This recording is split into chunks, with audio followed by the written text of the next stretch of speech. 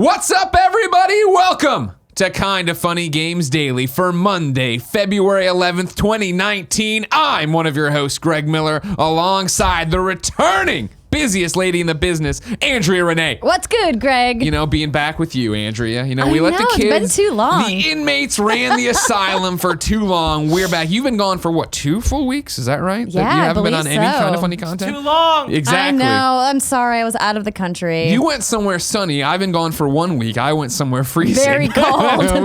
We had the hemispheres covered. We did, indeed. How was Australia? It was wonderful. Yeah. It was so nice to be able to catch up with my friends down there and to see part of the country that I hadn't been to before, up by Byron Bay. Went to a wedding in Yamba, a little beach town. Don't even know what that is, yeah. Yeah, it was really great. And then spent a couple days in Sydney, and now I'm back. Look at you. Globe Trotter. Very proud of it. I'll tell you what, though, family and friends and all this, overrated. Traveling the world, overrated. How many video games did we have to miss in this window? I know. Apex releases, the Division 2 beta. There was another beta for Anthem I missed out on. I think you did too. Come on. Yeah. Come on. It's not fair. You know what I mean? Since when did January and February become the hot months of the year? I tell you what, it's just a pain in my rump if I ever saw one. If you didn't know, ladies and gentlemen, this is Kinda Funny Games Daily. Each and every weekday on a variety of platforms, we run you through the nerdy video game news you need to know about. If you like that, be part of the show. Go over to patreon.com/kindafunnygames, where bronze members are able to ask questions. Silver ones are able to get the shows ad-free. Everybody hangs out together and has a good time. If you want to be part of the show and do stuff on the show, go to twitch.tv/kindafunnygames, where you can watch us record it live. If you're watching live, you have a special job. Go to kindafunny.com/you're wrong and tell us what we screw up as we screw it up, so we can set the record straight for everybody watching later on youtube.com/kindafunnygames and listening on podcast services around the globe. Housekeeping for you. Of course, thank you to everyone who came in last week to make Kinda Funny Games Daily continue to roll. Fran Mirabella carrying the load. Belinda Garcia doing stuff. Snowbike Mike almost dying in a blizzard trying to get here. And then Barrett Courtney filling in for Snowbike Mike. Oh, look at Kevin giving a little clap for that Barrett boy. Good job, Kev. How'd he do? He did great. Yeah? Yeah. Because Lord knows I don't watch any of this shit if I'm not on it. That's not true. Okay. Housekeeping for you, though. I'm hosting the 22nd Annual DICE Awards Wednesday night with the nerdist Jessica Chobot. Woo, woo.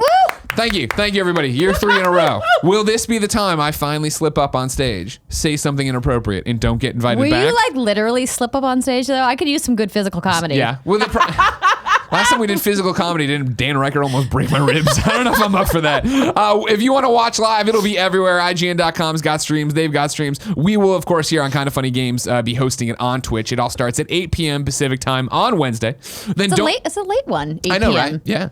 Let's get hammered. You know what I mean? I'm ready, Greg. Let's do it. You're ready. You were born ready for Vegas. You're going to DICE. You're going to be there. I will be there. You have your roundtable at DICE on Wednesday. I do. This is very exciting. I know. I've started preparing my talking points because the roundtables there are all about discussions, which I was going to say, explain to somebody if they don't know what is a roundtable at DICE. So because DICE has such a diverse selection of attendees from across the gaming industry, from both PR, marketing, media, development, etc., the roundtables are a good opportunity to network and meet people from other sectors of the games industry and to have an open and honest discussion about some really interesting issues.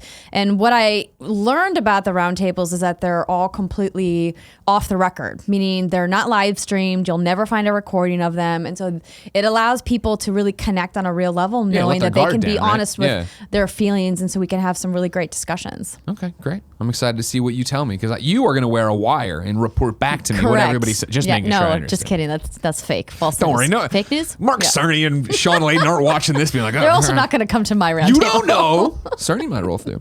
Also, don't forget, the Kinda Funny World Tour is rolling on. This Sunday, we're in San Francisco at the Triple Voodoo Brewery at 3 p.m. That night, we're going to go see Nick do comedy at Cobb's Comedy. Then it's on to Kansas City March 30th and November on April 6th. You can get the full rundown of the Kinda Funny World Tour at kindafunny.com/events and see when we're coming to you. Thank you to our Patreon producers, Tom Bach, TJ Meehan, Joe Beezer, Trevor Starkey, Mohammed, and Blackjack. You guys keep the show rolling. We love you very much. And then, today we're brought to you by Hims, but I'll tell you about that later.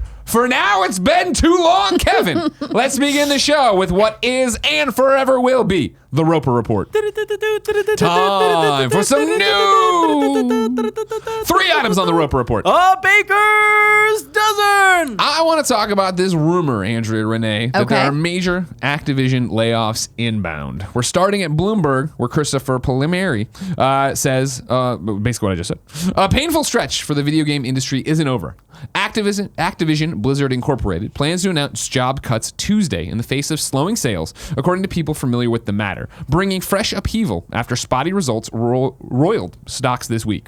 The shares dropped as much as 2.5% to $42.88 on Friday. Worth pointing out, too, as you all know, ladies and gentlemen, I love a good video game journalism piece. This Bloomberg story I'm reading in full, which means I would like you to go to Bloomberg, click on it, give them a like, a share, whatever. The layoffs, which could number in the hundreds, are part of a restructuring aimed at centralizing functions and boosting profit, said one of the people who asked not to be identified because the changes haven't been announced. Activision employed 9,800 people at the end of 2017. I'm inserting a piece from Jason Schreier over at Kotaku right here. People who work or have worked at Blizzard told me that they expect Tuesday's layoffs to be primarily in non-game development departments, such as publishing, marketing, and sales. Some of those jobs and roles may then fall to Activision proper, further reducing Blizzard's autonomy. Back to the story at Bloomberg. The game maker, one of the largest in the world, acknowledged on a November conference call that some key titles, such as Overwatch and Hearthstone, were seeing flat or declining number of users. After disappointing sales of Destiny 2 Forsaken, the company parted ways with its developer Bungie Incorporated, a move that could reduce annual revenue by as much as $400 million. Analysts accept Activision sales. I'm screwing up. I'm tired. Analysts do you need assistance? I can tell you I got it. I'm just dumb. Analysts expect Activision sales to decline by about 2% this year, or $7.28 billion. The company, which has bulked up over the years through acquisitions, including PC game maker Blizzard Entertainment and mobile game company King Digital, has historically given its various divisions considerable autonomy under longtime Chief Executive Officer Bobby Kotick. Over the past year, a number of executives left, including Eric Hirshberg, CEO of Activision Publishing, and Mike Morhaime, the longtime head of Blizzard. On New Year's Eve, Activision said it was firing Chief Financial Officer Spencer Newman shortly before he took the same position at Netflix Inc. Tom Kilpin, a toy industry veteran recruited to lead Activision's consumer products division 2 years ago, retired this month. Activision isn't alone in stumbling. Electronic Arts shares fell 13% Wednesday after the company confessed that some of its biggest releases disappointed, but it rebounded later in the week. Take-Two Interactive Software Incorporated fell by a similar amount Wednesday after forecasting sales this quarter that were $100 million below Wall Street forecasts. The results were a reminder that video games are still a hit-driven business, rising and falling based on unpredictable consumers. Lots to digest there. Obviously, this was an ongoing story on Games Daily last week as this all continued to pop. Where do you sit with it all, Andrea? What's happening?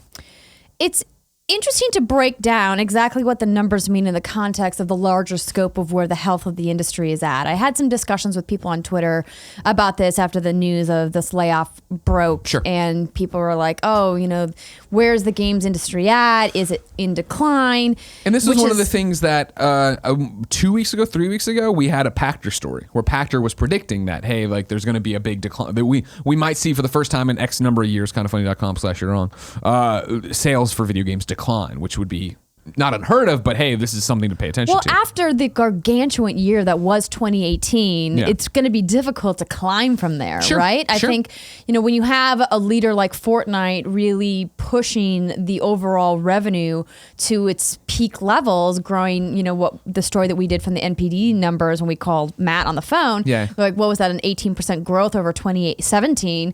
It only makes sense that it's got to fall sometime, right? Ebb and flow, right? But I think that the important thing to remember here is even though we are seeing a dip right now, we're not seeing like a catastrophic fall. You're not seeing a crash. Correct. Right. Yeah, I agree with that 100%. And then the other thing, now granted, we're calling out the numbers because, financials are starting to roll over, fiscal years are ending. So that's why you're talking about Activision, Take-Two, EA, right? Blizzard, part of Activision. But also it's the idea that, and this is what we talk about all the time on smaller scale thing is, what is your metric for success? What did you anticipate this doing, right? Take-Two Interactive, right, fell by a similar amount Wednesday after forecasting for its sales quarter that were $100 million below, right? That is, look at the success of GTA 5. Okay, extrapolate that to Red Dead 2. Include what's going to happen with NBA, right? Like, this is not exact science. Like, you're in there, you're predicting, and you're going, and you see here where, I think the market got super bullish on Take-Two and Rockstar as a brand that it can do no wrong. Now, granted, I'm not saying they did wrong with Red Dead, but it obviously didn't perform the way they wanted it to in the long term. Clearly.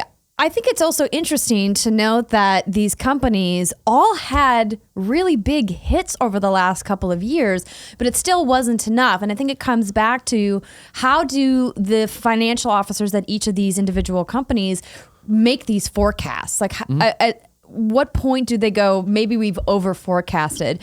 I think back to probably like 3 or 4 years ago, it was when Square Enix over forecasted one of their titles. It was either Thief or Rise of the Tomb Raider. I can't remember which one it was, but it did really well by most standards. It was Rise of the Tomb Raider, right? Yeah. It did like anywhere from like 3 to 5 million units, and then the Square still came back and was like, totally thought it wasn't enough. Yeah, I remember. And that. we were like, how is that not enough? That's amazing. I think it's all relative in that speak, right? And so a company like Take-Two Interactive falling 100 million below the forecast is crazy, because that's a giant amount of money, but in Take-Two's overall valuation, it still is, it feels almost like a drop in the bucket for them. Of course. Now, with the rumors of these layoffs happening, right, at Activision Blizzard, the question I then have for you is, do you, as a Destiny player, does this give you more context and more light into trying to get away from Bungie? They talk about, this, hey, they're trying to focus on their core, right? That was the idea. Well, I think maybe what happened was, and we discussed this when Bungie originally announced that they were separating from Activision, was that they probably saw the writing on the wall, and they said, hey, we know that there's a dip, that there's layoffs coming like 3 to 6 months down the line. How about you let us take our destiny into our own hands? And we'll make sure to look after our people. We'll be financially responsible for them. This is the kind of move we would have hoped Telltale would have done. Sure. With some of the other studios they were working with ahead of the layoffs, right? Instead, they botched that. How do we protect our people? Right, so they botched that completely, and instead, clearly Activision and Bungie had an adult conversation, and where Activision's like, hey, we can't afford to keep all of these people on your team, so we're either going to have to cut your team, or you have to leave, and you get to take financial responsibility for those people. Then it's on your shoulders if you cut them or keep them in the fold. Sure. So I think something like that is clearly at play here, but it's not just Activision's individual studios. Blizzard is dragging down the overall monetization too, which is kind of wild to think, because when you think of Blizzard titles, you just assume that they're all successful. But we saw with what happened with Heroes of the Storm last year that obviously they're struggling too. Maybe if they just released Diablo 4 already. Oh, the mobile game will solve it. But no, but I mean, even still, that's the thing. Game Maker, one of the largest in the world, acknowledged on a November conference call that some key titles, such as Overwatch and Hearthstone, were seeing flat or declining numbers of users, right? Like, Overwatch is still so ginormous. I was, wandering around Canada, and like, I obviously at an EB Games, I'm going to see Overwatch stuff, but to go into Toys R Us, which still exists there oddly, and go through and see all the Overwatch toys and merch that are out there, that like, oh man, this is something that's crossed over in such a huge way, but still, in terms of the actual game, right, flat or declining, that's crazy. I think it comes back to what I said at the top of this segment, which means it's all relative. Like, what does flat numbers mean for a behemoth like Overwatch? I mean, I think about Hearthstone and how popular that was like 3 years ago. Sure. There's only going to lose popularity over time. Trying to maintain any game's popularity over a 5 to 10 year period is a really challenging task. And that's the thing I would love to know, is when we're talking about Overwatch in particular, it's either flat or declining. Like, what is the decline like for them? What are they? Because obviously, Overwatch, a game that I know people still play religiously, right? Andy's still into it. Lucy's still into it. But what does that look like as you do see things like Apex come out, as you do see the continued success of Fortnite, as people do love the return of Division or Destiny 2 the way it is? What does that mean with Anthem and Division 2? We talk about ebbs and flows and cycles and coming back and forth to things, but it has been interesting. And now here's where I'm going out on a real big limb. So stick with me, everybody. And you're free to kindoffunny.com/wrong me all day about it. I feel like with Destiny, with Division 1 even, with these games as service, I heard bigger pops of, here's the big new thing coming to that game and why people should surge back into it. Whereas with Overwatch, don't get me wrong, I know they've introduced new characters and stuff, but I never saw the same, hey, it's our Wolf's Den or whatever. I'm trying to reach for Destiny. One of those. Here's our Destiny Forsaken. Here's our giant update that needs to get you in. There's events, I know. There's new characters, I know, but I wonder if that plays into the mix as well. I'm sure it does. There's a lot of people like myself that would really love to see Overwatch expand its gameplay horizons to do, a really robust new mode, or maybe even add a campaign, because they've got such a well-built lore around that game, and the community is so strong that they are ripe to really monetize it even more if they just add more content. But, obviously we talk about all the time, game development isn't easy. Yeah. And so it's like, we don't know how their engine is set up or how easy it is for that team to pivot to that, or if that team is now maybe potentially working on something new, like an Overwatch 2, if that's even like something that's in the cards for them. It's there's a lot of pieces to this puzzle of what's happening with Activision. I think it's going to be interesting to see it evolve and see how this changes and see what happens on Tuesday and what these layoffs do look like, if they're going to happen. Again, it's a rumor. Maybe it doesn't. I mean, large companies go through cyclical layoffs all the time. Even companies like Microsoft, who have a global footprint, will do customary layoffs, every 6 to 12 months just to kind of clean up their books a little bit. It sucks. Being part of a layoff is shitty. Of course. And, hopefully not too many people will be affected. And if they are, that there'll be lots of hashtag game jobs out there. Jobs, Blizzard jobs, for them to maybe find a new home at. Yeah, I think it's important. I still think, as from my pundency, to like, video games aren't in some free fall. Like you're saying, it's not a crash. It's not a thing. I think it's companies overextending and over-predicting. I think you look at PlayStation and you see the success they saw with Spider-Man, right? Like the best-selling PlayStation exclusive in forever or whatever.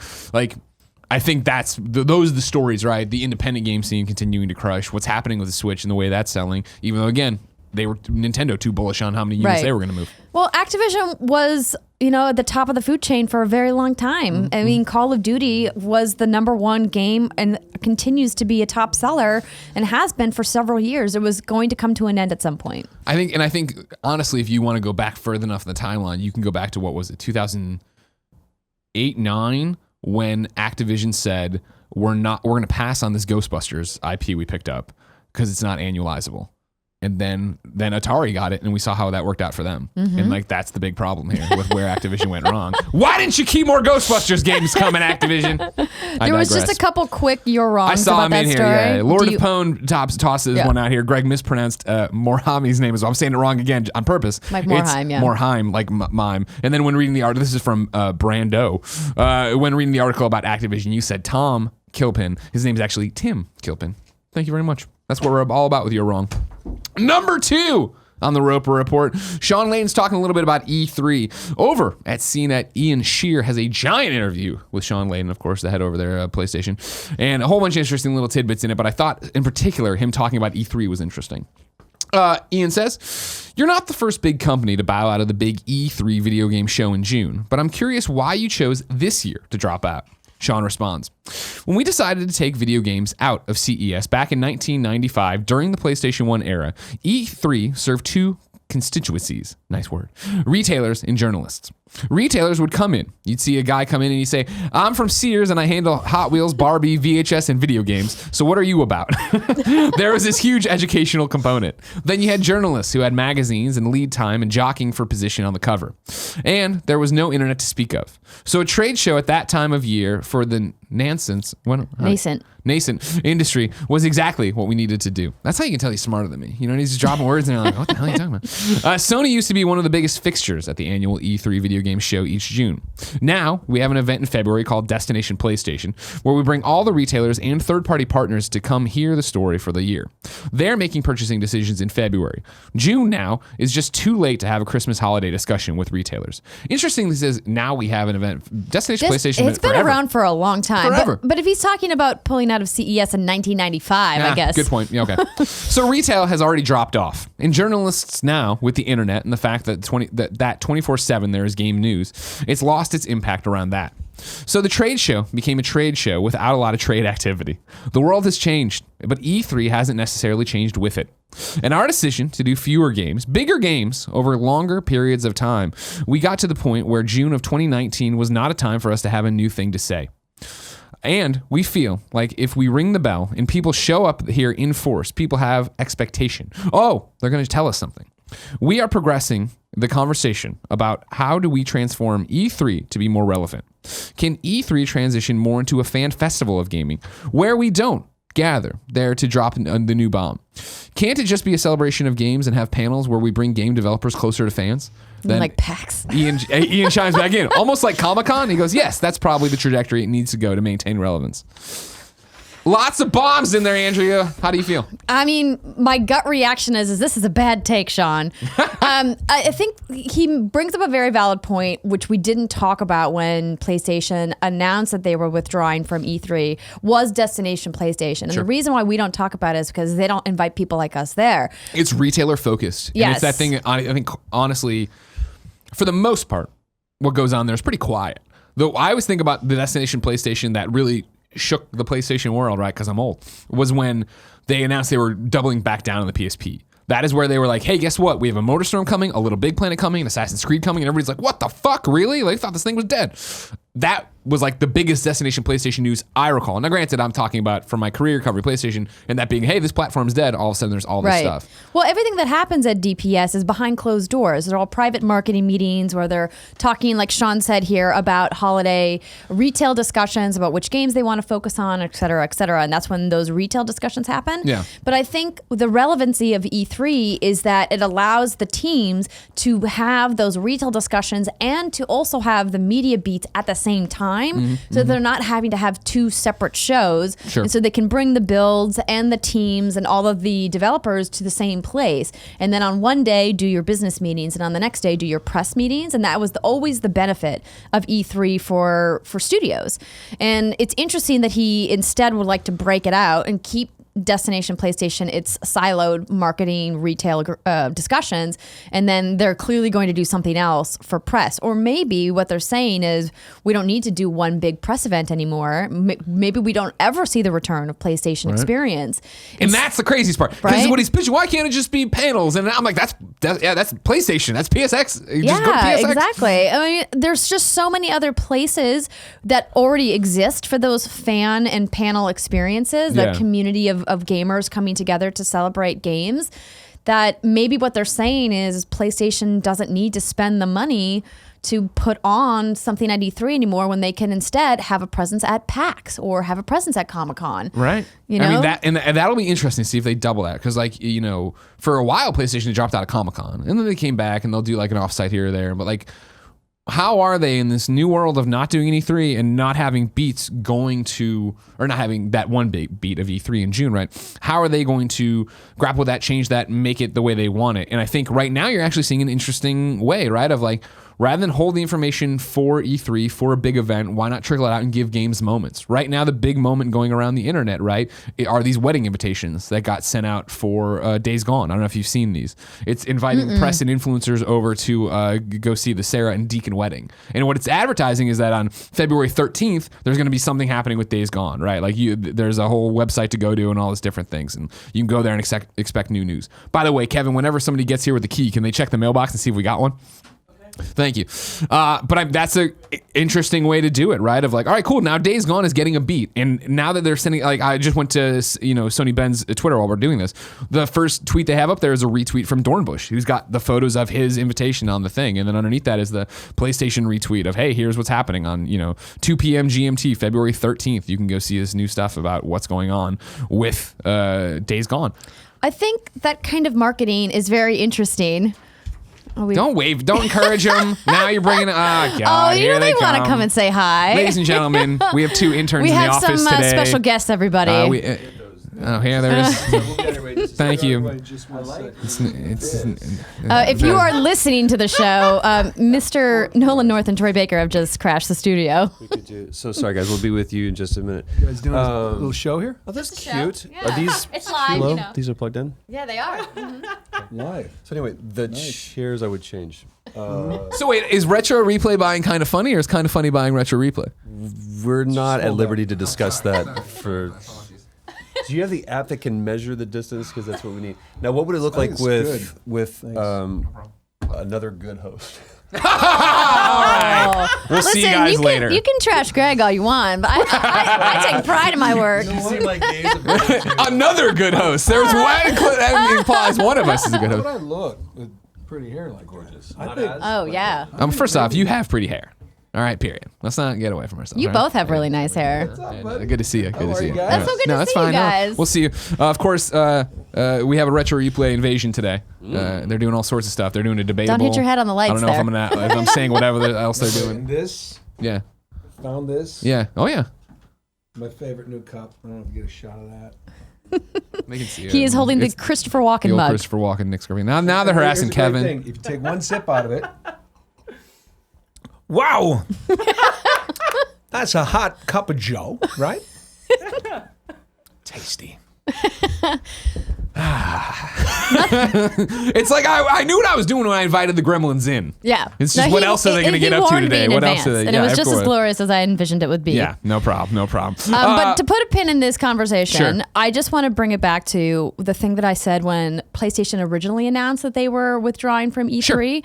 And that's that I think that it's a mistake to do these smaller PR beats throughout the year because the rising tide lifts all boats of E3 is still so gargantuan, and like the overall mind share of people talking about video game news during E3 cannot be understated. Now here's my thing is I mean, cannot be overstated. I still stand by this could be, it's a crazy bold move, and I'm excited to see how it plays out. And I think it could either be super successful, it could not be successful. We got mail, or is it that the invite? Is it just junk mail? That kind of looks like junk mail. I don't know. It says Greg Miller, care of Kind of Funny. All right, See on the back it says Omaha Steaks. Oh. We didn't get.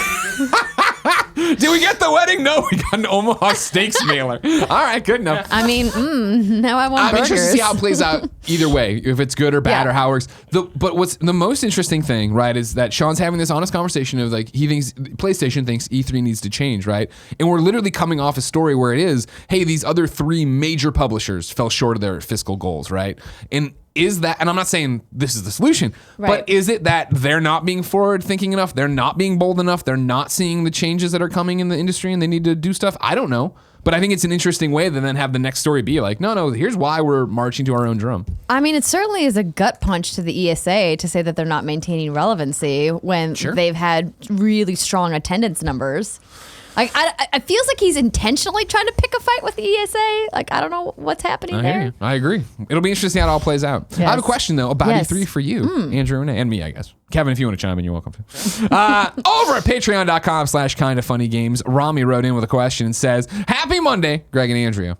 With the E3 gamer badges going on sale tomorrow, I was wondering what you think about E3 being a good networking opportunity for smaller content creators.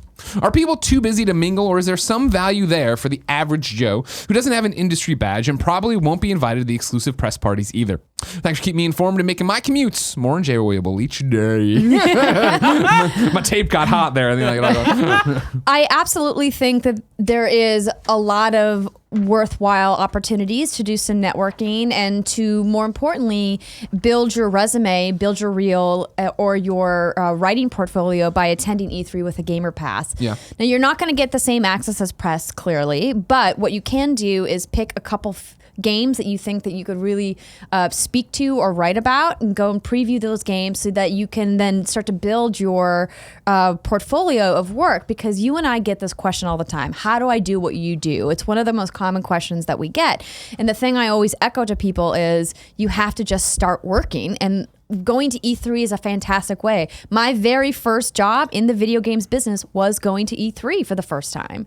And that experience has led me to where I'm at today in my career. And I went without like any knowledge of writing games in the past. I had done a ton of video work and video production work, but I'd never specifically done a video about video games or the video games business.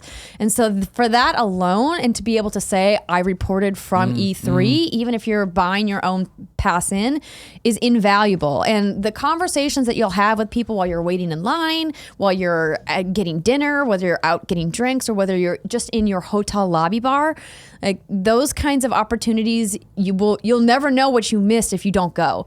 And the amount of times that I've just randomly run into somebody and exchanged business cards over something where I wasn't even supposed to be there necessarily, like a line I was in getting coffee or what have you. Is what I'm saying is you never know. And if this is something you truly want to do and you have passion for it and you want to be part of the video games business, then yes, you absolutely should go to E3. It's a great response. Yeah, I feel my initial read on it, I think you got the right idea, especially with that ender, right? If you want to be part of this industry, you need to be there. That's true, and probably the end of it. My thing was like, what kind of networking do you want to do? That's it for me. Like, I think it's harder, not impossible as you've just said, right? But harder to be like, at E3, I want to meet up with Per Schneider and have a conversation about my work and show, and it's like, that's where it's like, well, at E3, everybody's running around nonstop and their days are packed. At an after party, or even, as you said, a hotel bar, that's usually where most of the business gets done in the video game industry. You can run into somebody, give them a card, and hopefully bend their ear for a second. But it is that, what do you want out of it? Agreed. Yes. I think I always say, like, if you want to do what we do, you have to be, at this point, specialized.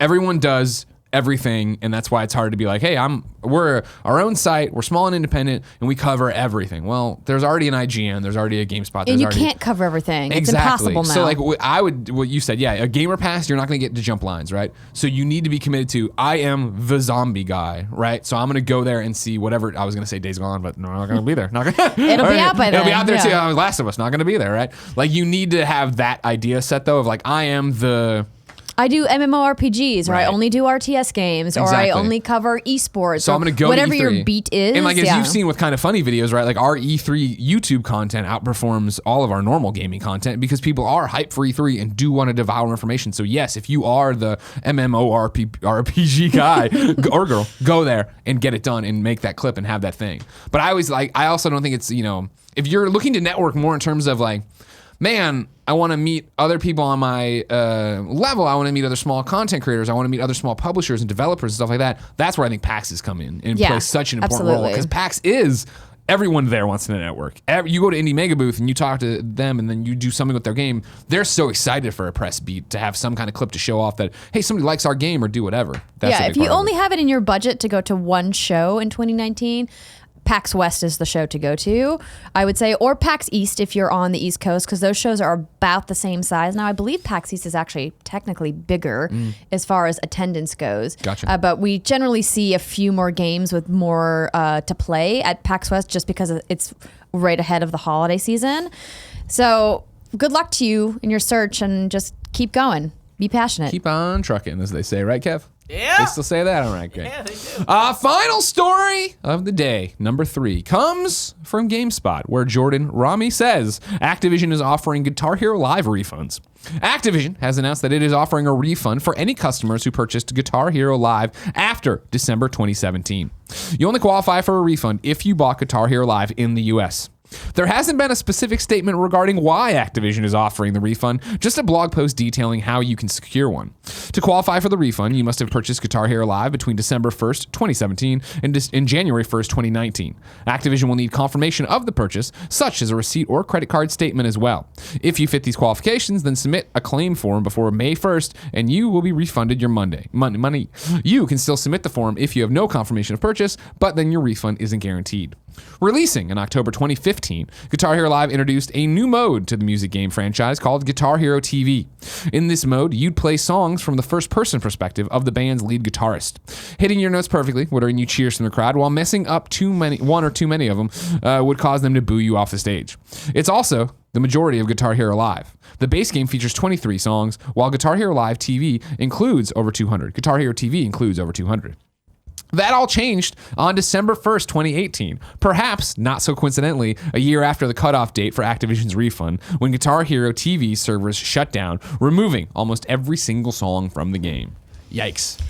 I didn't realize when they shut it down, they took out that many stories. It was a big thing when that story came out, and it's really frustrating to see what happened to one of my all-time favorite video game franchises and what they did to it. I was really excited when they said they were bringing back, and then when they said that they were redoing the guitar, I was like, now it's got black and white frets. Why? Yeah. I was like, that guitar was so difficult to learn the first time. Like, I can't imagine spending the time to relearn a new and input that was my system. thing. It was a cool idea, and we got it. And I went home and I tinkered with it a few nights, and I was like, this is cool, but I just did not have it in me to get new muscle memory for doing the and I appreciated from a musical standpoint where they were going with it and what they were trying to accomplish and how they were like, we need to bring a fresh take to it. I go, yeah, but what is the like Venn diagram overlap of like mass Guitar Hero fans and gamers who never play the Guitar Hero? You know, that's really going to be excited about this new fret system. Like, turns out it was real small. Yeah. So disappointing, but glad to see that they're giving people some refunds. But I would rather just have the songs on the disc. Sure, of course, but you can't, Andrea. No, you can't. You can't play it anymore. And it is a hey, good on you, Activision, for doing this. I guess before the class action lawsuit got filed by somebody who wanted all your money. I don't want to give them too much credit. For this. It's just like you ripped it apart, right? Yeah, this isn't like they're just. This isn't like when Epic Games released all of Paragon's assets when they shut the game down. I'm not saying that. Yeah, okay. Andrea. Yes. I'm excited to see how many people get refunds for Guitar Hero Live, too. but I won't know for forever. If I wanted something more immediate, like say what came to the mom and grop shops, where would I go? Why, Greg, you would go to the official list of upcoming software across each and every platform as listed by the Kinda Funny Games Daily show hosts each and every weekday. Yeah. Good to have you back, Kev. Thanks, man. Out today, Arcade Spirits on PC, Hyper Jam on Xbox One, Hacky Zack on PlayStation 4, The Liar Princess and the Blind Prince on PlayStation 4 and Switch. Damn, that's fucking rough. Trials Rising on Xbox One, PlayStation 4 and PC, and then Astroneer on Xbox One and PC. New dates for you. Total War 3 Kingdoms is now coming out on May 23rd, 2019. And then Hollow Knight's DLC is getting a first look on Valentine's Day, February 14th. This is from Team Cherry's Twitter, so I assume keep your eyes peeled over there. Deals of the day for you. Eric Myers wrote in on patreon.com/kindafunnygames and says, today is the last day to grab the Assassin's Creed Odyssey Season Pass, which also includes Assassin's Creed 3 and Liberations Remastered for $25. Even if you're only interested in the remasters for some reason, that's $15 less. That's a screaming deal. It is a great deal. Good job, Eric. Tell me more screaming deals. Sure. Also worth pointing out, of course, Assassin's Creed Odyssey is, in fact, this month's video game club on patreon.com/kindafunnygames. If you give $1 or more, you will get that show, and it'll never leave Patreon. It's exclusive there. If you're a bronze member, of course, you can contribute to it. I just need to put up posts about it, which I saw someone remind me about on Reddit, and I'll get on it. One more deal of the day for you. This is from Gilly Brums. Gilly says, deal of the day. Hey, Greg and Andrea. Just wanted to let the best friends know the PlayStation Classic is currently 50% off on Amazon for $51. Oh, you mean the price it should have been when it launched? Ooh, Andrea just going for the knees today. Shawn Layden crying, listening in his car to this one. He's not listening to the show. You never know. It's time for Reader Mail. Remember, you can write into patreon.com/kindafunnygames to be on the show and get the show ad-free, whether it's an MP3 or video. But speaking of ads, Andrea? Yes, Greg. We're starting with my dog, Nick, 96 from Massachusetts. What's good, Greg and Andrea? Is anything good, Andrea? Yes. Dice is coming up, Greg. Nice. Going to Vegas in a few hours. Boom, boom, boom, boom, boom, boom. With the XFL kicking off in 2020, what do you think the likelihood we will see an XFL game by 2K or another publisher in the next 2 years? I say 2K, since they already work with the WWE and the XFL is the same owner. I'd love to hear your thoughts on if we'll ever see an XFL video game in any form. As always, thanks for the amazing content. My dog, Nick, 96. Has there been an XFL game? Thank you for asking, Andrea Renee. Of course, I'm Greg Miller, #1 super fan of the XFL Chicago Enforcers. Went to 3 out of 5 Enforcers home games back in the day when the XFL was kicking there. Me and my friends went down there. We had no idea what we were doing. Drank my first illegal beer in a Soldier Field there. I shouldn't say that. That was the first time I drank underage in Soldier Field. I had many illegal beers before then. Yes. Saw a fight there. It was awesome. Saw a guy rip another dude's earring out of his ear in the middle of the fight. Let me tell you, the XFL was awesome, guys. All right? That's where you fucking went. Cheap tickets, it was great. There was never a released XFL game. There was one in the works. Sadly, when your thing only lasts one season, hard to get the merchandising really rolling. I can imagine. And so that's the interesting thing about it. XFL 2020 is, all right, cool. It's super weird. Everybody should watch the 30 for 30 on the XFL. It's fascinating. And then at the end, there's like an Easter egg where Vince McMahon, this is before they announced it, obviously. Vince starts talking about if he would do it again, what he would do. It's like, oh my God, are you seriously? This one I think is going to be around longer than the original XFL because it is Vince McMahon. Hopefully. He owns everything. He's learned from his mistakes. He's got the other thing unlocked. It doesn't seem like they're going the in-your-face attitude era football like they did with the original XFL, which turned a lot of people off. I don't think it'll be in 2 years, my dog Nick 96, that you're going to get a game. If it sticks around and it finds an audience, yeah, I think you'll get a game. Yeah, I think 2K is a good fit for it. I do think that, like, obviously when they, that's where people want to see that. People always love the NFL 2K games, right? First person mode, all that jazz. I'm sure they would love another crack at that. But again, I think it's got to be, is this going to work? Is this going to be a big thing? And then they'll go from there. Andrew, you're a big football fan. Are you excited for the XFL? I can't say that I'm waiting with bated breath. Okay, fair. But I mean, I'll check it out. I think that we're in such a different era of game making when it comes to licenses. Yeah, where we're at today versus when the XFL first came onto the scene. Yeah. And so I don't doubt that somebody will make something. I don't know if 2K is necessarily the right fit, even though they clearly have that relationship with the WWE, because I think back when, the XFL originally came out, middleware was such a bigger share of the market than it is today. Yeah. And there's just so many more opportunities for smaller devs to maybe take a chance on something like that. But as you mentioned, McMahon is exactly, a pauper. So he's got lots of money to spend and likes to spend his money. And that would be the thing is, I think it... So while 2K, it clearly has the bandwidth to make a game like that, I don't know if it will meet the profitability expectations of Take-Two Interactive, kind of calling back to what we talked about at the top of the show. Yeah. So it seems to me like it's a super risky thing for 2K to take on and be less risky for a much smaller studio to take on. But I don't know if that's the kind of pomp and circumstance that would appease McMahon. How much does Vince McMahon, especially because I think he's even more involved with XFL right now than he is with WWE. And I'm speaking a little bit out of my ass there, but I mean, he's like, he owns everything in the XFL, right? And like, at least he's got fucking Hunter and Stephanie working on the WWE with him. I would hope they would wait and see how the league does for the first couple of years before they jump to making a Just put a team back in Chicago or in San Francisco. That's it. You know what I mean? Give me something. You just want to go to games. Of course. Come on. I want to see another fight. That's great. Final question is a big one. Why not? Pete writes in. It says, "Happy Monday, hosts. Do you think the Division 2 will have any political themes or other controversial topics as part of its narrative? It seems crazy that the game might not when you think about the location, but I remember being pretty disappointed at how little Far Cry 5 had to say about its own controversial subject matter when it came out last year. Also, what are your opinions on the matter? Should the Division 2 try to make political statements or play it safe and tone down the political rhetoric? Before we even get into that, I want to give you more context. This is from Heather Alexandra over at Kotaku, who had a whole article of like, they say the Division 2 isn't going to be political. It's going to be political. But I digress. Here's the quote I wanted to pull from it. The Division 2, with its setting of a broken Washington, D.C. and mission of saving America, arrives during a similarly charged political climate. We're talking, of course, before about Far Cry 5. Speaking to Kotaku editor-in-chief Stephen Totello yesterday, Terry Spear, one of the game's creative directors at Red Storm Entertainment, denied any intentional political commentary on the game's part. Quote, "I think it's important to remember that it's a Clancy game, and Clancy is always predicated on clear and present danger," Spear said.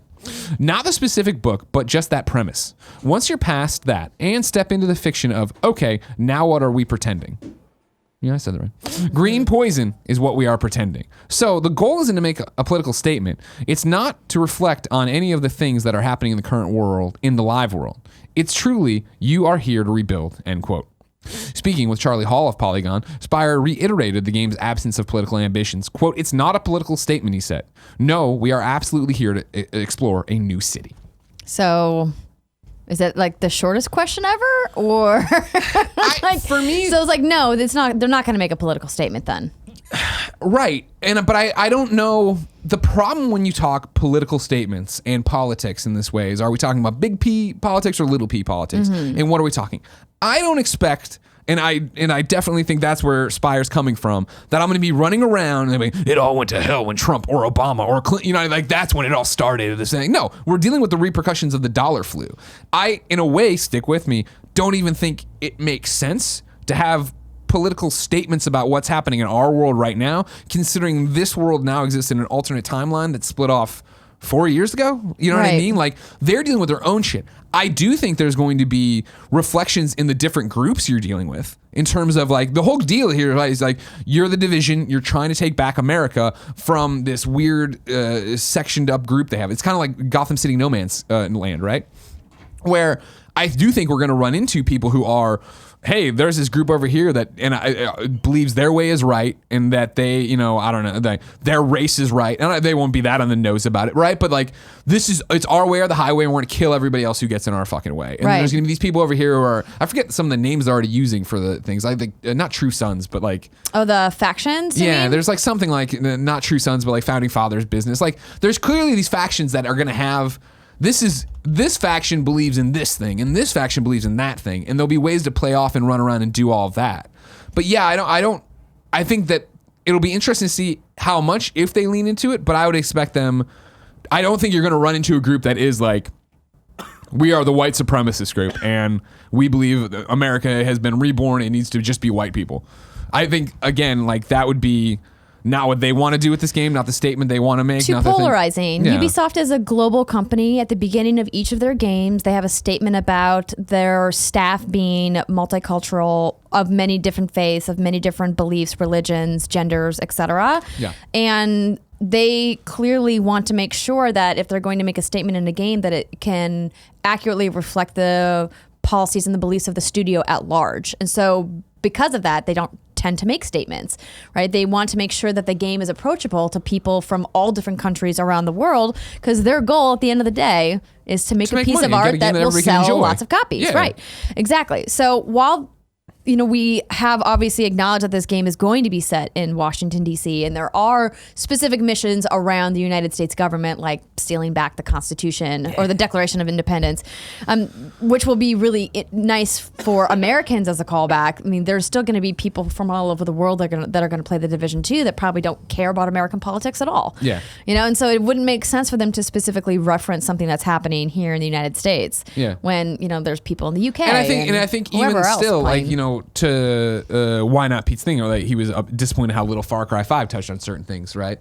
I think this is, again, a step even removed from that. Exactly. Where Far Cry 5, yeah, okay, we live up in Montana, we don't trust anybody, and the government's going to fail, and we're going to, make a new America. It's like, okay, well, that is a little more in line. Where, again, I think this is such a different timeline at this point that it's more like Walking Dead. Like, I don't expect The Walking Dead to, at this point on the show, deal with the political issues here. Like, I do think you're going to go to the government and you're running around DC. I'm sure there's going to be a lot of, I hope, jokes and nods to like, oh man, corrupt government, right? How we can never trust politicians to begin with, which has been, as long as I've been alive, how people have felt about the United States government, right? Yeah. Like, I think that's more in line with what you're going to get, rather than it be a, hey, we're going to talk about MAGA or whatever. You know what I mean? Like, no, like that's not what this game is, or the universe it exists in. 100%. And I want to be clear to everybody watching and listening. I have no problem with politics being in games. I don't subscribe to the school of thought that, stick to video games, don't talk about politics. I think politics are part of everybody's life, and you should have a vested interest in what's happening in the politics of your region, wherever that may be.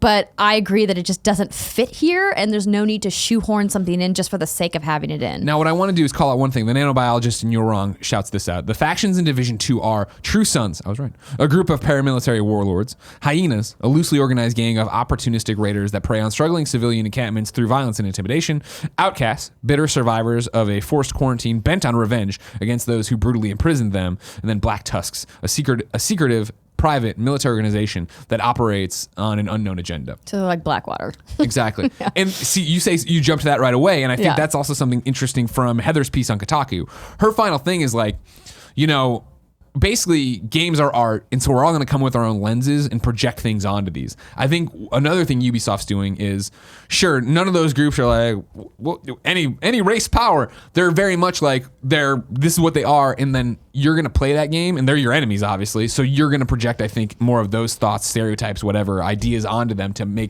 flesh them out in your head. Totally. If that makes sense. Mm-hmm. But that's like how they want it to be. That's how they want art to be. I still can't wait for the Division 2. Kevin, can you wait for the Division 2? Yeah, I mean, yeah. God damn it, Kevin. Kevin, you're excited. Don't lie. Yeah, but I'm not like, I can't wait. I can't. I'm all bubbly about it. It's time to squad up. This is where one of you writes in to patreon.com/kindafunnygames. I read your username here. You talk about the platform you need help on. Everybody comes and plays games with you, and y'all have a good time. Today, Arvel Kryned, long time Kinda Funny best friend, needs help on the PlayStation Network. There, the PSN name is Arvel. Derarvel. Arvel says, "Hi, Greg and Andrea. Over the weekend, I played more than 12 hours of the Division 2 beta. Though the entire game felt like fun to me overall, there were some areas that felt pretty frustrating. I played most of the time alone, and for some reason, the final boss stages I had to do over a dozen tries until I finally finished. At one point, I tried doing the matchmaking functionality, and it took me a half an hour until I got help to finish the side mission. Therefore, I'd like to ask the best friends, Kinda Funny best friends, to squad up with me for the Division 2 once it hits stores in March, or for a proper training in the Division 1 in the next couple of weeks. Keep up the great work. Arvel."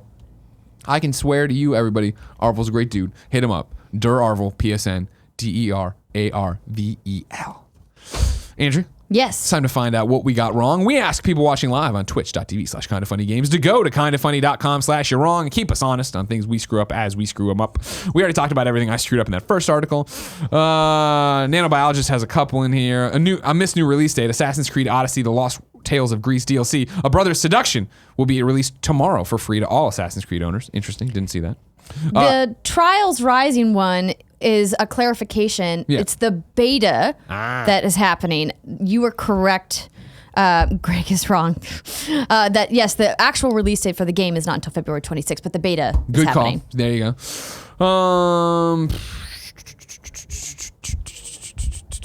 Oh, okay. Well, this is interesting. DH Canada says, after the XFL reboot was revealed, Vince stated that he would have a more hands-off approach. In an interview with CBS, he said, quote, "Quite frankly, this might be the last you see of me in terms of being out front," McMahon said. "I won't tend to be out in front. We are going to hire people who really know what they are doing, experienced executives who will be out in front. It won't be me." Quote.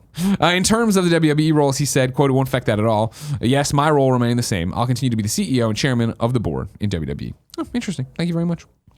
And then he tries to get me wrong of saying that there's no, all the teams have been revealed. There's no SF or Chicago team. I'm aware. That's why I'm saying I want an SF or Chicago team. Yeah. Bring back the fucking enforcers. Where are the enforcers? And Zaire says there was a new date for Alchemic Dungeons DX. It's coming out on Switch on February 14th. Ladies and gentlemen, this has been Kinda Funny Games Daily. Thank you so much for coming back and joining us. Remember, if you want to be part of the show, patreon.com/kindafunnygames. You can ask questions there. You can get the show ad-free. You can talk to other friends and be part of every other show we do that's game-related and all that other jazz. You can watch it live, twitch.tv/kindafunnygames. You can watch it later, youtube.com/kindafunnygames. You can listen on podcast services around the globe, no matter where you get the show. Thank you so much for supporting us in our dream. Hosts for the week go like this. Tuesday, it's me and Tim. Then I fly off to Dice. Wednesday, it's Tim and someone. Thursday, it's Tim and someone. And then Friday, I'm back to do it with Tim. I tell you what, Fran, just beating down the door on the emails. I landed at SFO. I opened my emails last night at 9 o'clock. He's like, is the schedule still good? I'm like, you're not even on the schedule, Fran. Why are you so worried? You can't even do either of those days. And that's when I was like, oh, fuck, I need somebody for Wednesday and Thursday. So, Barrett, start brushing up on game news. You never know, buddy. I was on last week. I know. Put me in, coach. I'm going to try. I'm going to try to give Snowbike Mike another shot. Yep. But God knows he's going to get flooded out this time. You know what I mean? Coward. Snowbike Mike is a coward. No, he's not. He's a great person. Shut up, Andrea. Andrea, I'll see you at Dice, all right? Hold down Vegas tonight for me. Okay, I will. Ladies and gentlemen, until next time, it's been our pleasure to serve you.